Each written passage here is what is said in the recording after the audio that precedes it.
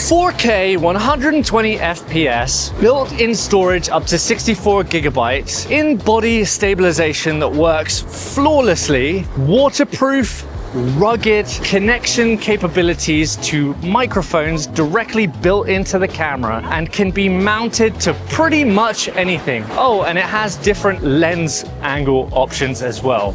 Does that sound like the perfect vlogging setup for you?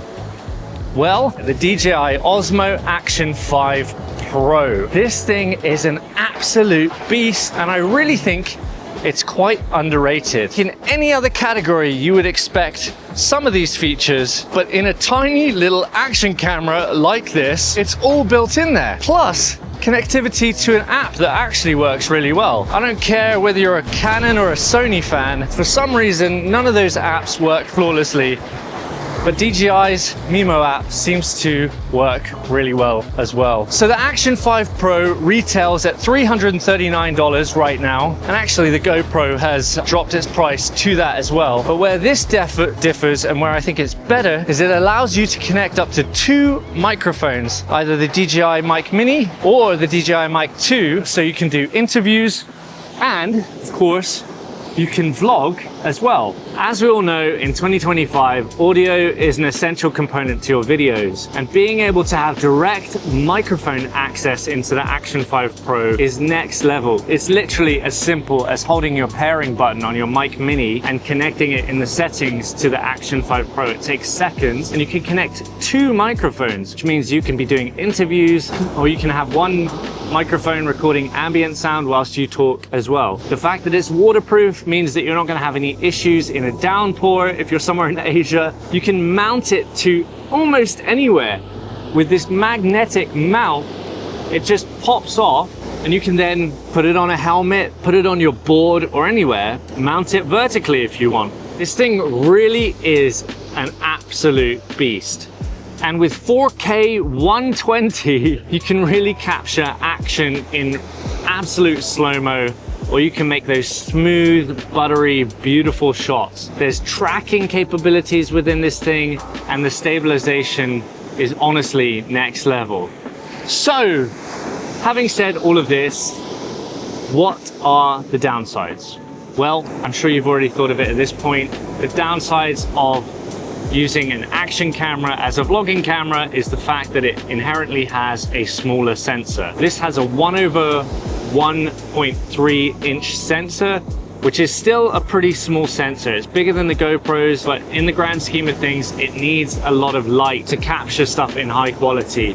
Now, the Action 5 Pro does have pretty good low light capabilities and a low light mode, which definitely, in my opinion, is much better than the GoPro.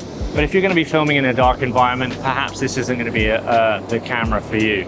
The other potential downside is the fact that the battery life may not be as long as some of the other cameras. However, it is stated that this thing should get about 4 hours of battery life. I would say it's not quite 4, but it's pretty close. The battery life is quite good, and you can swap them out. One thing I can almost guarantee none of the other cameras have is built-in storage. So if you forget your SD card or your SD card runs out of memory, then you have a backup on this camera, which honestly I think is insane. It does also feature fast charging, so you can plug it into USB-C port, and this thing will charge up to 80% in something like 20 minutes or maybe even less, which is super handy. I find that works really well. And you can film in a flat picture profile, so theirs is D-Log-M, which means you can color grade it in post, which gives you much better image quality as well. So what are the downsides? Well, I would say with this camera, of course, the downsides are the sensor size, like I've talked to you about, and also that will affect the depth of field. As you can see, everything behind me is in focus as well as myself. It doesn't give you that kind of professional, blurry looking background that other cameras might give you, even the Osmo Pocket 3 with its 1-inch sensor. But if you can deal with that, and you like this wide angle point of view type image, perhaps this is all you potentially need. Of course, it also doesn't have a zoom lens as well. You can go in software and it will crop it in a little bit. So you can go from ultra wide to linear, which removes any distortion, but that's all digital. And you can add an ultra wide lens to this by screwing it on. But aside from that, you don't have many lens options like perhaps you might have with the iPhone Pro. So how does the Action 5 Pro compare to its competitor or something else that you might be buying in that space? For vlogging, the Osmo Pocket 3, well, this is the Osmo Pocket 3 with its more cropped in 1-inch sensor in D-Log-M 10-bit with everything else set to auto and -2 sharpening.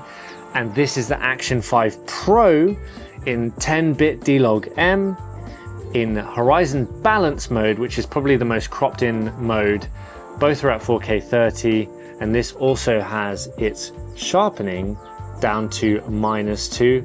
I might add that back in post, but here's a good comparison to see. We're in a shaded area right now, so there's a lot of contrast between the outside super bright sunshine and this shady area here. What do both images look like?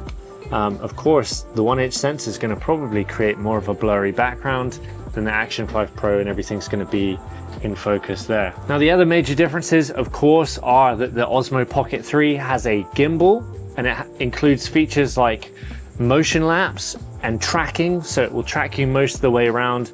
The Action 5 Pro has certain tracking features. If you're trying to film in vertical mode, it will keep you centered, but it doesn't, of course, follow you around.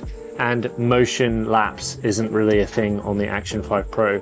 So you don't get those features, but it's also half the price. So more than half the price at this point at $339 versus the Osmo Pocket 3's $800. So since this video is mostly about the best vlogging camera, let's take them both out for a bit of a walk. I'll test them side by side so you can see if the extra $500 difference is really worth it. Okay, so this is about as absurd of a comparison video as you can get. We have the Insta360 X5 filming me, filming myself on both the Action 5 Pro and the Osmo Pocket 3. So what do you think? We're still in the same settings, and the Action 5 Pro is on the left and the Osmo Pocket 3 is on the right.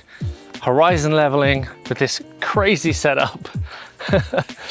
I wish I had some behind the scenes of the behind the scenes, because this is absolutely absurd. Of course, the Action 5 Pro has an even wider angle lens, so I can change my settings to ultra wide so I can get even closer with the camera. The limitation with the Osmo Pocket 3 is, of course, that fixed focal length, but you can add a magnetic wide angle lens to it as well, which makes a bit of a difference. But once again, there is a almost $500 difference between these two cameras. Is it worth it? If you are looking for a budget setup, you could probably buy two Action 5 Pros for the same price as the Osmo Pocket 3, and you get replaceable batteries. That's another thing that the Pocket 3 does not have. It has fast charging, and it has an add-on USB-C battery pack, but it does not allow you to remove the battery and replace it, whereas the Action 5 Pro does. So that's a benefit, but is the image sensor and image difference really worth it? You tell me. It's insane that you can have all of this now packed into one camera at this price point. I believe that this is the most underrated vlogging camera that you can get in 2025. If you want to pick up one of these cameras, I'll have it in the description below in an Amazon link. You can use my affiliate link. I get a bit of a kickback from that. I've also made other videos about the Action 5 Pro. I will also put those in the description. Please subscribe to this channel. It helps greatly. I'm trying to get to 20K by the end of the year. We're not at 10K yet, but I think it's possible.